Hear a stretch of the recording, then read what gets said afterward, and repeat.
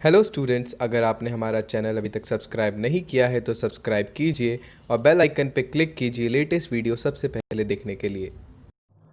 Good morning student. हमने last video में partnership fundamental discuss किया था। डेफिनेटली आपने देखी होगी। उसमें हमने मीनिंग डिस्कस किया, पार्टनरशिप फर्म के कैरेक्टरिस्टिक डिस्कस किए और हमने डिस्कस किया पार्टनरशिप डीड के बारे में। आज हम डिस्कस करेंगे राइट ऑफ पार्टनर। ठीक है, पार्टनर के राइट्स डिस्कस करेंगे। सी देयर आर सम राइट्स जो पार्टनर्स के पास होते हैं पार्टनरशिप फॉर्म में, जो आपको पता होने चाहिए। First, every partner has the right to participate in the management of the business. सभी पार्टनर बिजनेस में पार्टिसिपेट कर सकते हैं या सबके परमिशन से कोई एक भी कर सकता है। ठीक है। Second, every partner has the right to be consulted about the affairs of the business. Partnership firm में क्या चल रहा है इसकी नॉलेज के लिए पार्टनर के पास राइट होता है कि वो बिजनेस में कंसल्ट कर सकता है बिजनेस के अफेयर्स के बारे में। Next, every partner has the right to inspect the books of account and have a copy of it. Her partner को फर्म की बुक्स को इंस्पेक्ट करने का राइट है, उसकी कॉपी लेने का राइट है। स्टूडेंट, क्या होता है कभी कभी पार्टनरशिप इस तरह से फॉर्म होती है कि कुछ पार्टनर पैसा लगाते हैं और कुछ पार्टनर सिर्फ काम करते हैं। तो जो पार्टनर कैपिटल लगा रहा है कई बार वो बिजनेस में पार्टिसिपेट नहीं कर पाता, बट उसको इस बात का राइट है कि वो जब चाहे बुक्स चेक कर सकता है, इंस्पेक्ट कर सकता है। Although he is not participating, maybe he is doing some other work, so he invested capital only, but he is not participating in that business, but he has a right to inspect books of accounts और वो चाहे तो उसकी copy भी ले सकता है। Next, every partner has a right to share profit and loss with the others in agreed ratio. That ratio which we finalize, which we decided in their profit partnership deed. और अगर हम उसमें कोई ratio agree नहीं करते हैं than equal profit बढ़ता है, इक्वल प्रॉफिट या loss. That is very important point, बच्चों। That fifth point, that will really help you to solve the numerical questions. If a partner has advanced or loan to the firm, he has a right to receive the interest thereon at the agreed ratio.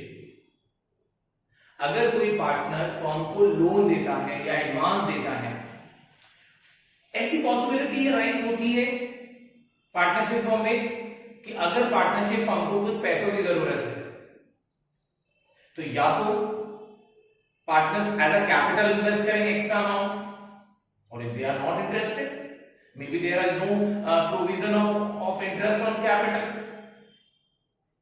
तो वो क्यों invest करेंगे extra amount of capital? तो वो पैसा firm को loan के form में दे देते हैं। ठीक है, एज वी नो कि पार्टनर्स फर्म से अलग होते हैं अकाउंटिंग पॉइंट ऑफ व्यू से, तो वो जो पैसा फर्म को देते हैं एज ए लोन, उस पर वो इंटरेस्ट लेने का राइट रखते हैं। अब इंटरेस्ट का रेट कौन सा होगा बच्चों?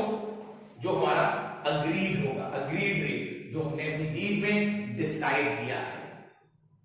इसमें बहुत इंपॉर्टेंट क्लॉज है बच्चों जो आपको याद रखना पड़ेगा कि in case the rate is not agreed, अगर रेट डिसाइड नहीं हुआ है पार्टनरशिप डीड में, तो 6% पर एनम इंटरेस्ट देने का राइट हमारा पार्टनर रखता है उस लोन और एडवांस में। हम ये उस लोन की बात कर रहे हैं स्टूडेंट्स जो पार्टनर फर्म को देते हैं, हम उस लोन की बात बिल्कुल नहीं कर रहे जो फर्म पार्टनर को देती है। इसमें भी बहुत क्लॉज हो जाते हैं, पॉइंट आ जाता है। आपको ये बात याद रखनी है, हम लोन कौन से लोन की बात कर रहे हैं? जो पार्टनर फर्म को देते हैं, उस पर उन्हें या तो अग्रीड रेट से मिलेगा, और अगर रेट अग्रीड नहीं है डीड में तो 6% पर एनम से इंटरेस्ट मिलेगा, which is given in the partnership act 1932। अगर अनदर राइट, अगर कुछ इमरजेंसी आ जाती है तो पार्टनर को राइट है कि वो एक्ट कर सकता है according to his best judgment, जो उसे उस समय ठीक लगता है। उसे जस्टिफाई करना होता है कि इस इमरजेंसी में मैंने ये जो डिसीजन लिया है वो बेस्ट डिसीजन है मेरी तरफ से, ऐसा वो कर सकता है। A partner has a right not to allow admission of a partner. किसी पार्टनर को ये राइट बिल्कुल नहीं है कि वो किसी भी नए पार्टनर को फर्म में एडमिशन दे दे या अपने बिहाफ पर किसी दूसरे को एडमिशन दे दे, ऐसा राइट नहीं है जब तक या तो हमारी डीड में ना लिखा हो या सभी पार्टनर उसके लिए अग्री ना हो। किसी एक पार्टनर को ऐसा कोई एडमिशन का राइट नहीं है, ठीक है। एक partner, there are some two more right कि एक पार्टनर फर्म से रिटायरमेंट ले सकता है, उसको ये राइट है, वो इस चीज का नोटिस देकर फर्म से रिटायरमेंट ले सकता है। ओके स्टूडेंट, ओके बच्चों, अब एक क्वेश्चन मैं आपसे पूछना चाहूंगा। हमने लास्ट जो वीडियो बनाई थी, वीडियो जो डिस्कस की थी, that's about deed also, partnership deed. तो मेरा एक क्वेश्चन है, क्या पार्टनरशिप जो डीड है that is essential to prepare to form? इसका करेक्ट आंसर है no. Partnership although very important document for partnership firm, very important document, but the question, is it compulsory, is it essential? So I said no, it is not essential. So if any partnership firm does not prepare this partnership deed, then Partnership Act 1932 के जो rules हैं वो firm को follow करने हैं। तो हम उसी पर एक डिस्कस करते हैं कि that provision affecting accounting treatment in the absence of deed. अगर हमारी पार्टनरशिप डीड नहीं है, उस कंडीशन में हमारे प्रोविजन क्या रहेंगे, अकाउंटिंग ट्रीटमेंट क्या रहेंगे, अब हम इनको डिस्कस करेंगे। ठीक है student,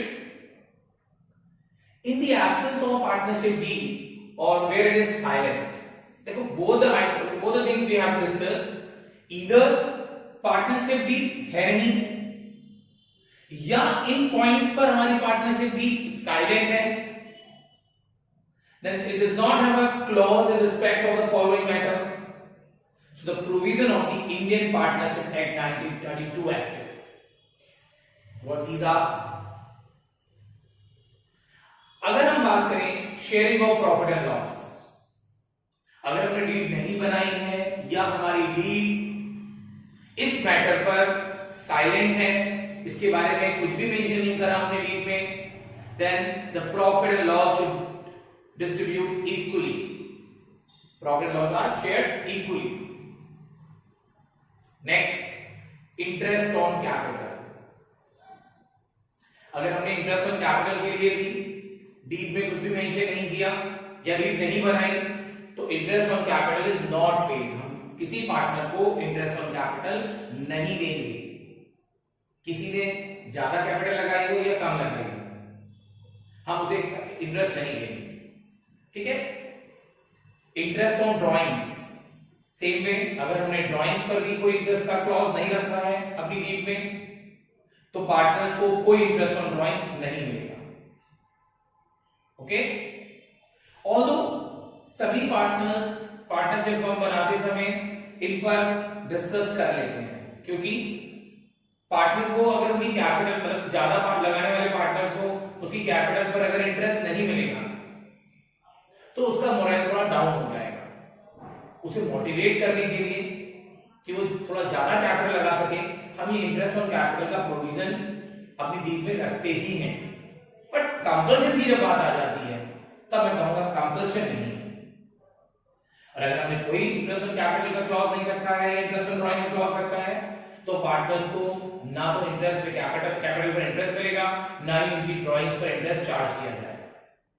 next, interest on advance loan by a partner. Although we have discussed this point in rights of a partner में, अगेन वी आर डिस्कसिंग कि अगर किसी पार्टनर ने फर्म को लोन दिया है, अगर किसी पार्टनर ने फर्म को लोन दिया है, तो वो उस लोन पर 6% पर एनम इंटरेस्ट लेगा, अगर हमने अपनी डीड में कोई रेशियो अग्रीड नहीं किया है। ठीक है, वो 6% इंटरेस्ट तो लेगा ही। Next, remuneration. Remuneration to partner like salary, commission. So if in partnership we did not decide about the salary and commission, so partner will not get any of that. अब यहां अगर कोई एक पार्टनर एक्स्ट्रा वर्क कर रहा है, अगर उसके पास काम का लोड ज्यादा है पार्टनरशिप फॉर्म में, तो ईयर एंड सैलरी की डिमांड कर सकता है, but according to rule, according to law, उसको कोई सैलरी नहीं मिलेगी अगर हमने डीड में डिसाइड नहीं किया है।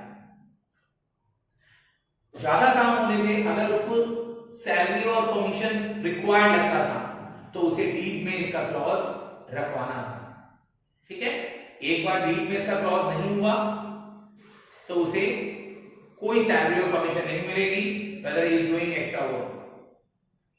Next, admission of a partner. New partner cannot admit it unless all the partners agree to it. If there is no clause in partnership deed about the admission of a partner, then a single partner cannot admit it a new partner. Then all partner must be agree on it. Then a new partner get admission in the partnership firm. और ये आपका एक board का question है, last to last year ये question board में आया हुआ है। ओके,